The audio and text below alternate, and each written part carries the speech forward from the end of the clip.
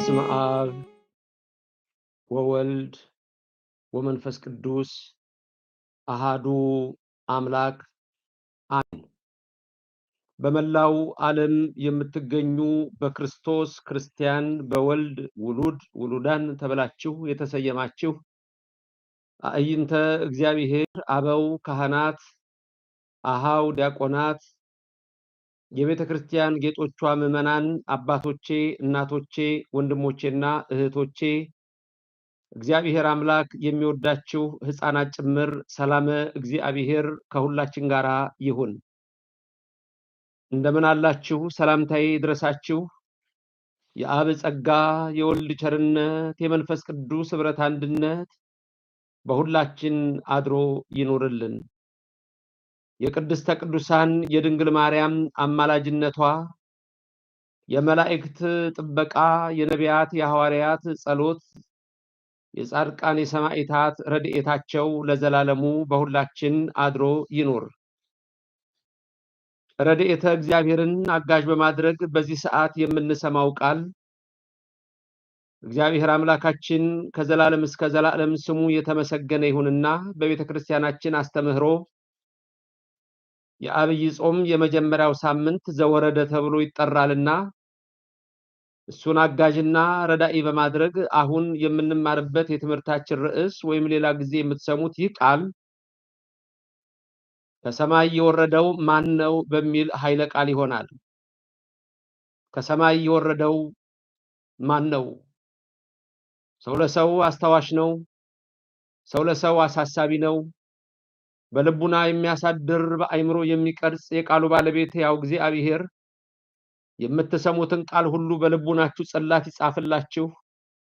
ለእኔም ለምናገረው ማስተዋሉን ምስጢሩን የቃሉን ደጅ እንዲከፍትልኝና እንዲገልጽልኝ ሁልጊዜ በጸሎታችሁ አስቡኝ። ይህ ቃል የሚሰማችሁ ሁሉ ሐሳብ ሕሊናችሁ በሰማያት ይኑር። ያላችሁበትን ስፍራ እወቁ። የምትሰሙትን ቃል አድምጡ። ሁላችሁም ልቡናችሁን ለሰራዊት ጌታ ለእግዚአብሔር አስማርኩ። እግዚአብሔር አምላክ የነቢያት የሐዋርያት የሊቃውንትን ጉባኤ እንደባረከ የእኛንም እንዲባርክልን የእሱ ቅዱስ ፍቃድ ይሁንልን። ከሰማይ የወረደው ማን ነው? ይህ ሳምንት እንግዲህ ዛሬ እነሆ ስንማር የዐቢይ ጾም የመጀመሪያው ሳምንት እንዳልኳችሁ ዘወረደ ተብሎ ተሰይሟል። ይልቁንም በቅዱስ ያሬድ ጾመ ድጓ ከሰማይ ከአርያም ስለወረደው አይሁድ ግን ስላላወቁት ሁሉን በቃሉ የሚያድን መሆኑን እየገለጸ ልበ አምላክ ዳዊት ቀድሞ እግዚአብሔር እነሆ ከሰማይ ሆኖ ሕዝቡን እንደጎበኘ ቅዱስ ያሬድም እንዲሁ እግዚአብሔር ይህንን ዓለም በዚህ ያለውንም ዓለም የሰው ልጆችን ሁሉ ለማዳን ከሰማይ ሰማያት እንደወረደ ቀድሞም ለሊቀ ነቢያት ለሙሴ እኔ እግዚአብሔር እወርዳለሁ አድናቸዋለሁ ብሎ እንደመሰከረ እንደተናገረ እግዚአብሔር አምላክ በልብ መታሰቡ በቃል መነገሩ ከፍ ከፍ ይበልና ይህ እኛን ለማዳን ከሰማይ የወረደውን ኃያሉን አምላካችን የምናስብበት ሳምንት ነው። ቅድስት ኦርቶዶክስ ተዋሕዶ ቤተክርስቲያናችን የአምላክን ሰው መሆን በየዕለቱ የምትመሰክር የምትናገር ድህነቷም እንደሆነ የምትናገር እውነተኛ ርትዕት ሃይማኖት ናት። ዛሬ በዚህ ኃይለ ቃል እንድንማር የፈለኩት ነገረ መለኮት ነው። ብዙዎች ዛሬ የኢትዮጵያ ኦርቶዶክስ ተዋሕዶ ቤተክርስቲያን የነገረ መለኮት አስተምህሮ ሳይገባቸው በጣም ብዙ ስህተቶችን መስማት የተለመደ ሆኗል። ስለዚህ ዛሬ ባለው ትምህርታችን ከሰማይ የወረደው ማን ነው የሚለውን እንማራለን። ነገ ደግሞ ለምን ወረደ የሚለውን እንማራለን። ከሰማይ የወረደው ማን ነው? ይህንን ለመረዳት በመጀመሪያ የምናየው የቅዱስ ዮሐንስ ወልደ ነጎድጓድ ወንጌል ምዕራፍ 3 ቁጥር 13 ነው። የቅዱስ ዮሐንስ በረከቱ በኔም በባሪያው በእናንተም በሁላችሁ አድሮ ይኑር።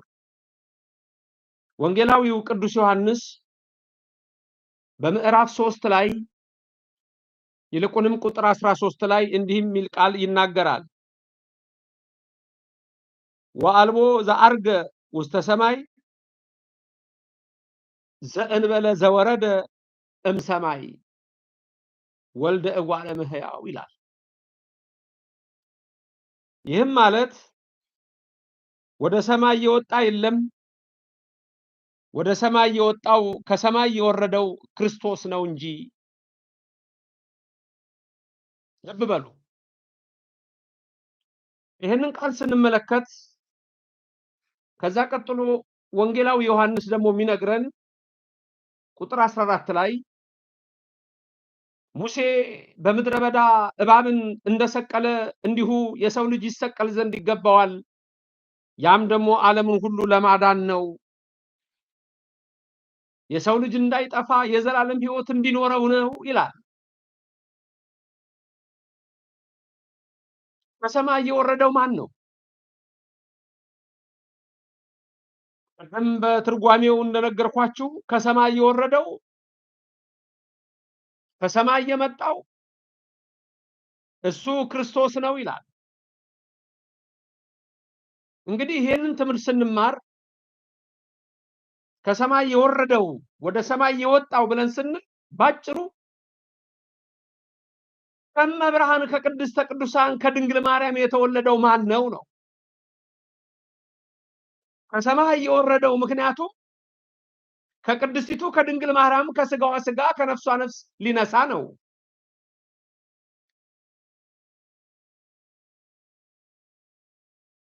ከሰማይ የወረደው ስንል ወደ ሰማይ የወጣው ብለን እርገቱን የምንናገርለት እሱ የኔና የናንተ አምላክ ኢየሱስ ክርስቶስ ነው። ከሰማይ ሲወርድ ከሰማይ የወረደው ማን ነው ስንል ልብ በሉ። መንፈስ ቅዱስ በኔም በእናንተ ላይ አድሮ ይኑር። እግዚአብሔር ስንል በስም 3 ነው። እግዚአብሔር ስንል በአካል 3 ነው። እግዚአብሔር ስንል በስም 3 ነው። በግብር 3 ነው። በኩነት 3 ነው። በስም 3 ስንል አብ፣ ወልድ፣ መንፈስ ቅዱስ ነው። ከሰማይ የወረደው ማን ነው ስንል ከአብ፣ ከወልድ፣ ከመንፈስ ቅዱስ ወልድ ነው። በግብር 3 ነው። በግብር 3 ነው ስንል ምን ማለት ነው? አብ ወላዲ ነው፣ አባት ነው። ወልድ ተወላዲ ነው፣ ልጅ ነው። መንፈስ ቅዱስ ሰራጺ ነው፣ ሕይወት ነው። ማን ነው ከሰማይ የወረደው ስንል አብ ወላዲ ነው? አይደለም። መንፈስ ቅዱስ ሰራጺ ነው? አይደለም። ከሰማይ የወረደው ማን ነው ስንል ወልድ ተወላዲ ነው። ከሰማይ የወረደው ማን ነው? በአካል 3 ነው። በአካል 3 ነው ስንል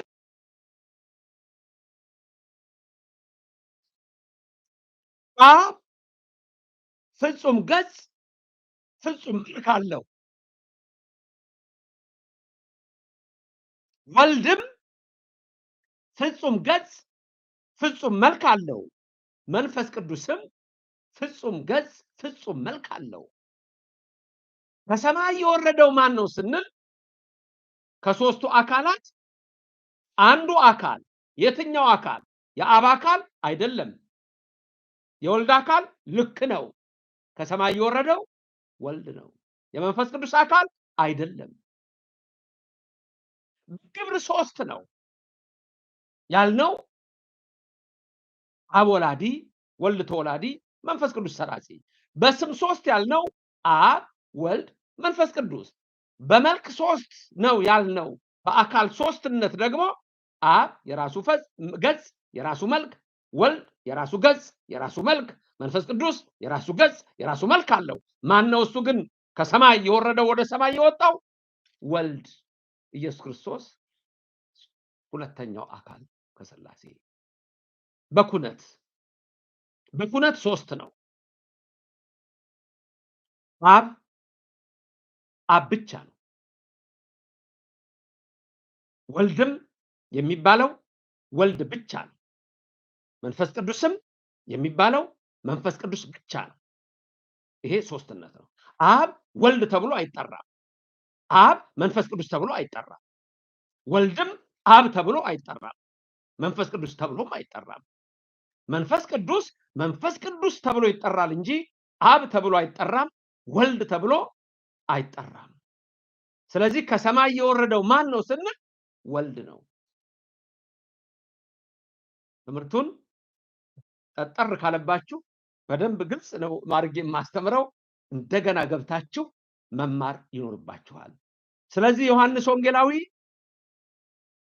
ወአልቦ ዘአርገ ውስተ ሰማይ ዘእንበለ ዘወረደ እምሰማይ ወልደ እጓለ እመሕያው፣ ከሰማይ ከወረደው በስተቀር ወደ ሰማይ የወጣ ማንም የለም እርሱም በሰማይ የሚኖረው የሰው ልጅ ነው ብሎ ሲናገር እንግዲህ ምን ማለት ነው? ባጭሩ ከሶስቱ አካላት አንዱ አካል የትኛው?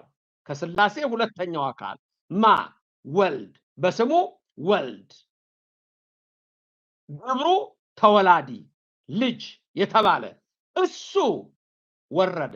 ስለዚህ ዮሐንስ ወንጌላዊ ምዕራፍ 1 ቁጥር 1 ላይ እሱ ደግሞ ድንገት እንደው ዝም ብሎ ሩቅ ብእሲ እንዳይመስላችሁ ለስም አጠራሩ ክብር ምስጋና ይግባውና አሪዮስ እንደካደ እንዳትክዱ፣ መቅዶኒዎስ እንደሳተ እንዳትስቱ፣ ንስጥሮስ እንደወደቀ እንዳትወድቁ፣ እነ አርጌንስ እነ ጄሮም እንደወደቁ እንዳትወድቁ፣ እነ ጳውሎስ ሳምሳጢ እነ ማኒ እንደወደቁት እንዳትወድቁ፣ እነ አጉሊናሪዮስ እነ ሰባሊዮስ የተባሉ ከሃዲያና አንድ ገጽ የሚሉ እንደወደቁ እንዳትወድቁ፣ ወይም የነሱ አባት ዲያብሎስ እንደወደቀ እንዳትወድቁ፣ ይሄን ምስጢር ማወቅ ያስፈልጋል። ከሰማይ የወረደው ማን ነው? ወልድ ነው። ወልድ ደግሞ ከሶስቱ አካላት አንዱ አካል ነው። እሱ ደግሞ እግዚአብሔር ነው። አብ እግዚአብሔር ነው። ወልድ እግዚአብሔር ነው። መንፈስ ቅዱስ እግዚአብሔር ነው። ሶስት እግዚአብሔሮች ግን አይባልም። ስንት እግዚአብሔር? አንድ እግዚአብሔር። አብ አምላክ ነው። ወልድ አምላክ ነው። መንፈስ ቅዱስ አምላክ ነው። ሶስት አምላኮች አይባልም። ስንት አምላክ? አንድ አምላክ ነው። አብ ሁሉን ቻይ ነው። ወልድ ሁሉን ቻይ ነው። መንፈስ ቅዱስ ሁሉን ቻይ ነው። ሶስት ሁሉን ቻዮች ይባላል? አይባልም። አንድ ሁሉን ቻይ እግዚአብሔር ይባላል። አብ ፈጣሪ ነው። ወልድ ፈጣሪ ነው። መንፈስ ቅዱስ ፈጣሪ ነው። ሶስት ፈጣሪዎች ግን አይባልም። ስንት ፈጣሪ? አንድ ፈጣሪ ይባላል። ስሙ ለዘላለም የተመሰገነ። እና አሪዮስ ይሄን ነው ያልገባቸው። ስለዚህ ዮሐንስ ወንጌላዊ በምዕራፍ 1 ቁጥር 1 ላይ ምን አለ? በመጀመሪያ ቃል ነበረ፣ ቃልም በእግዚአብሔር ዘንድ ነበረ ብሎ ከነገረን በኋላ ያ ቃል እግዚአብሔር ነው ካለ በኋላ ያ ቃል ሥጋ ሆነ ይላል። ዮሐንስ ወንጌል ምዕራፍ 1 ቁጥር 14 ላይ ያ ቃል ሥጋ ሆነ፣ ቃል ሥጋ ሆነ ይላል። በእኛም ደግሞ አደረ ይላል። ከሥጋዋ ሥጋ ከነፍሷ ነፍስ ነስቶ ከቅድስተ ቅዱሳን ከድንግል ማርያም ተወለደ። ያ ከቅድስተ ቅዱሳን ከድንግል ማርያም የተወለደው በገብርኤል ብስራት የተጸነሰው እነሆ 9 ወር ከ5 ቀን የጸነሰችው 4 ዓመት አቅፋ ጡት ያጠባችው ከሱ ጋር 3 ዓመት ከ6 ወር የተሰደደችው ያ እርሱ በ30 ዘመኑ የተጠመቀው ኃያል አምላክ በቀራንዮ አደባባይ ለኔና ለናንተ እጆቹን ለሕማም የዘረጋው ታላቁ ንጉሥ እግዚአብሔር እሱ የጌቶች ጌታ፣ እሱ የነገስታት ንጉሥ፣ እሱ የአማልክት አምላክ፣ እሱ የኃያላን ኃያል፣ የልዑላን ልዑል፣ የቅዱሳን ቅዱስ፣ የክቡራን ክቡር፣ ሰማይን ያለ ምሰሶ ከነግሱ የዘረጋው ምድርንም በኋላ ያለ ካስማ ያጸናው የሚታይና የማይታየውን ሁሉ የፈጠረ እሱ የአብርሃም አምላክ ነው። እሱ የይስሐቅ አምላክ ነው። እሱ የያዕቆብ አምላክ ነው። እሱ ዮሴፍን በባዕድ አገር እነሆ የጠበቀው፣ ኖህንም በመርከብ ውስጥ የሰወረው፣ ሎጥን ከእሳት ያዳነው እርሱ የሁላችን አምላክ ሙሴን የጠራውና የመራው ባህር እንዲከፍል ጠላት እንዲገድል ስልጣን የሰጠው የነ አሮን አባት የነቢያት የሐዋርያት ሁሉ ፈጣሪ የኔና የናንተ አምላክ መናፍቃን አማላጅ ብለው የሚክዱበት አንዳንዶችም ከክርስትና ውጭ ያሉ ነብይ ብለው የሚጠፉበት እሱ የኔና የናንተ አምላክ ኢየሱስ ክርስቶስ ፈጣሪ ነው። ክብርና ምስጋና ለስሙ ይድረሰው። ከሰማይ የወረደው እንግዲህ እሱ ነው። እመቤታችን ከስጋዋ ስጋ ከነፍሷ ነፍስ ነች። ከሰማይ የወረደው ወደ ሰማይ የወጣው የተባለው መድኃኒታችን ኢየሱስ ክርስቶስ ነው። ከሰማይ መውረዱ አሁን እንዳልኳችሁ ከሶስቱ አካል አንዱ አካል ወልድ ከመቤታችን ተወለደ። ከስጋዋ ስጋ ከነፍሷ ነፍስ ነሳና ተወልዶ ጌታችን ሞትን ድል አድርጎ ከተነሳ ከ40ኛው ቀን ላይ በሐዋርያት ሥራ ምዕራፍ 1 ቁጥር 9 እንደተጻፈ ወደ ላይ ሄደ፣ አረገ፣ ወጣ። ያ ያረገው ክርስቶስ ነው። ከሰማይ የወረደው ነው። ስጋን ተዋህደውና ስጋን ይዞት ወጣ። ተዋህደ። ከተዋህደ በኋላ ይሄኛው ፈጣሪ ይሄኛው ፍጡር ተብሎ አይነገርም። ተዋህደ። ሁለት ባህሪ የሚል ትምህርት በእኛ ኦርቶዶክስ የለም። ያ ትምህርት የካቶሊኮች ነው። አንዳንድ በኦርቶዶክስ ውስጥ ያሉ ሰዎች ይሄ ስለማይገባቸው የስጋውን ባህሪና የአምላክነቱን ባህሪ የትስብእትና የመለኮትን ነገር እየቀላቀሉ እንደገና ደግሞ ሁለት እያደረጉ ከዚህ ሃይማኖታዊ ዕውቀት ማነስ የተነሳ ወይም የኦርቶዶክስ ቤተክርስቲያንን አስተምሮ ካለመረዳት የተነሳ ሲጠፉበት ይታያሉ። ያም የምንፍቅና ትምህርት ነው። ወደ ሰማይ የወጣው እሱ ከሰማይ የወረደው ከቅድስተ ቅዱሳን ከድንግል ማርያም ከስጋዋ ስጋ ከነፍሷ ነፍስ ነስቶ በ40ኛው ቀን ሲያርግ በተዋህደው ስጋ ነው።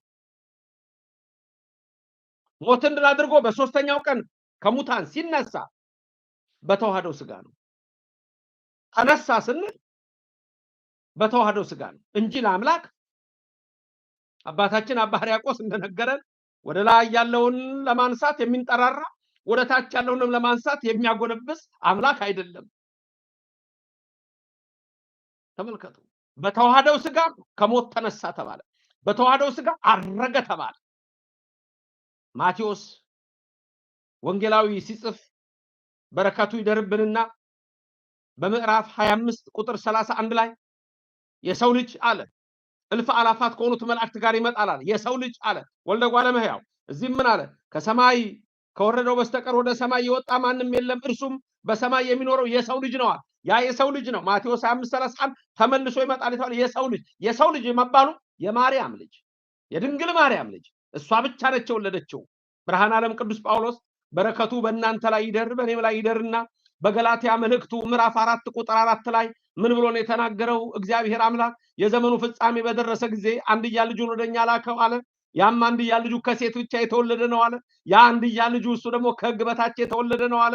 ያም የሆነበትን ምክንያት ሲናገር ደግሞ እኔና እናንተ አባት ብለን የምንጮህበት የልጁን መንፈስ በውስጣችን ሊያኖርልን ነው አለ። ለስም አጠራሩ ክብር ምስጋና ይግባው። የኔና የናንተ አምላክ ዛሬ አቡነ ዘበሰማያት ብለን የምንጠራው አባታችን ሆይ በሰማይ የምትኖር ብለን የምንጠራው እኮ ከቅድስተ ቅዱሳን ከድንግል ማርያም ተወልዶ ነው። ከሰማይ የወረደው ማን ነው? ወልድ ነው፣ ቃል ነው። ከድንግል ማርያም ተወልዶ ስጋን ተዋህደ፣ ሞትን ድል አድርጎ ተነሳ፣ በ40ኛው ቀን አረገ። ከሰማይ የወረደው ማን ነው? ወልደ እጓለ እመሕያው የተባለ ክርስቶስ ነው። ስጋ ከሰማይ አልወረደም። ይኸውላችሁ እንዲህ ደግሞ ልም ብለው ደግሞ የሚጠፉ ሌሎች ከሃዲያን ስላሉ ስጋን ከሰማይ ይዞት መጣ የሚለው አልመጣም። አባቷ ኢያቄም ከተባለ እናቷ ሐና ከተባለች ከተመረጠችቱ ከቅድስቲቱ ከንጽሕቲቱ ከቅድስት ድንግል ማርያም ነው ከስጋዋ ስጋ ከነፍሷ ነፍስ ነስቶ ሰው የሆነው። እመብርሃን ሰው ነች፣ ግን ንጽሕት ነች። እመቤታችን ሰው ነች፣ ግን እንደ ሰው ኃጢአት አልነካትም። እመቤታችን የአዳምና የሔዋን ልጅ ነች። የአዳምና የሔዋን መርገም ግን አልነካትም። አዳምና ሔዋን ከመውደቃቸው በፊት የነበራቸውን ንጽህና ያንን ይዛ እንድትገኝ አድርጓታል እግዚአብሔር። ስለዚህ ከስጋዋ ስጋ ከነፍሷ ነፍስ ነሳና ዘመዳችን ሆነ አለ ብርሃን ዓለም ቅዱስ ጳውሎስ በአሪዮስ ፋጎስ በጥንቲቱ አቴና ሲያስተምር የኢፊቆሮስ ወገኖችና ኢስጦይኮች በተሰበሰቡበት ሲነግራቸው ዘመዳችን ነው አላቸው። የኔና የናንተ አምላክ ዘመዳችን ነው። ስለዚህ ዘመዳችን ስለሆነ ምን ብለን እንጠራዋለን? አባቴ እንለዋለን። አባታችን ሆይ በሰማይ የምትኖር። አያችሁ ኦርቶዶክሳውያን የተሰጣችሁን ክብር አያችሁ፣ ያላችሁን ጸጋ አያችሁ፣ እንዴት እንደተመረጣችሁ አያችሁ። አባ አባት ብላችሁ የምትጮህበት የልጁን መንፈስ ያችን የምታገኟት በጥምቀት ነው። በ80 ቀንሽ ተጠምቀሽ በ40 ቀን ተጠምቀህ ያገኛችሁት ጸጋ ነው። ያንን ማንም አይወስድባችሁም። በእግዚአብሔር ልጆች የሆኑ ዘንድ ስልጣንን ሰጣቸው ይላል። ልታመሰግኑት ይገባል፣ ልታከብሩት ይገባል። በኦርቶዶክስ እምነት በመኖራችሁ ብቻ እግዚአብሔር በዚህ እምነት እስከ መጨረሻ አጽንቶ ይጠብቃችሁ። በነቢያትና በሐዋርያት መሰረት ላይ ታንጻችኋል፣ አገር ያላችሁ ሰዎች ናችሁ ይላችኋል። በኤፌሶን መልእክቱ ሐዋርያው የአሕዛብ ብርሃን የተባለ የተባረከ ጳውሎስ በረከት ረድኤቱ በእኛ ላይ አድሮ ይኑርና ያ ቅዱስ ሐዋርያ ጳውሎስ በኤፌሶን መልእክቱ ምዕራፍ 2 ቁጥር 20 ላይ ምን አለ? እናንተ እኮ በነቢያትና በሐዋርያት መሰረት ላይ የታነጻችሁ ናችሁ፣ ባለ አገሮች ናችሁ ይላችኋል። ባለ አገሮች ናችሁ፣ አገር አላችሁ ኦርቶዶክሳውያን። በዮሐንስ ወንጌል ምዕራፍ 14 ላይ በልብ መታሰቡ በቃል መነገሩ ከፍ ከፍ ይበልና የኔና የናንተ አምላክ ከሰማይ የወረደው የአብ ልጅ የድንግል ማርያም ልጅ ኢየሱስ ክርስቶስ ምንድነው ያለው? ልባችሁ አይታወክ፣ በኔ እመኑ፣ በአባቴ እመኑ፣ በአባቴ ቤት ብዙ መኖሪያ አለ። ስለዚህ ምን ብለን እንጠራዋለን ወገኖቼ? አባታችን ሆይ እንላለን። ሐዋርያው ምን አለ? ከነቢያትና ከሐዋርያት ጋር እናንተ እኮ ባለ አገሮች ናችሁ፣ በእነሱ መሰረት ላይ ታንጻችኋል፣ እሱም ክርስቶስ ነው አለ። ከሰማይ የወረደው የድንግል ልጅ። ከሰማይ የወረደው ማን ነው? ከሦስቱ አካላት አንዱ አካል ወልድ ነው፣ ቃል ነው። ስጋ ሆነ የተባለው ስጋ ሆነ የተባለው እኛ አባት ብለን የምንጮህበት የልጁን መንፈስ በእኛ ውስጥ ሊያደርግ ከሰማይ የወረደው ወደ ሰማይ የወጣው እርሱ ወልድ ነው፣ የሰው ልጅ ነው። ከቅድስተ ቅዱሳን ከድንግል ማርያም የተወለደው ነው። ለምን ወረደ የሚለውን በነገው ትምህርታችን የምንማረው ይሆናል። ክርስቲያኖች፣ የርቲት ሃይማኖት የኦርቶዶክስ ልጆች፣ የተዋህዶ አማኞች እኔና እናንተ የተሰጠን የልጅነት ጸጋ ታላቅ ነው። ከሰማይ የወረደው ወልድ ልጅ ተብሎ ልጆች ያሰኘን እሱ ነው። ክርስቶስ ተብሎ ክርስቲያን ያሰኘን እሱ ነው። ከሰማይ ከወረደው በስተቀር ወደ ሰማይ የወጣ ማንም የለም።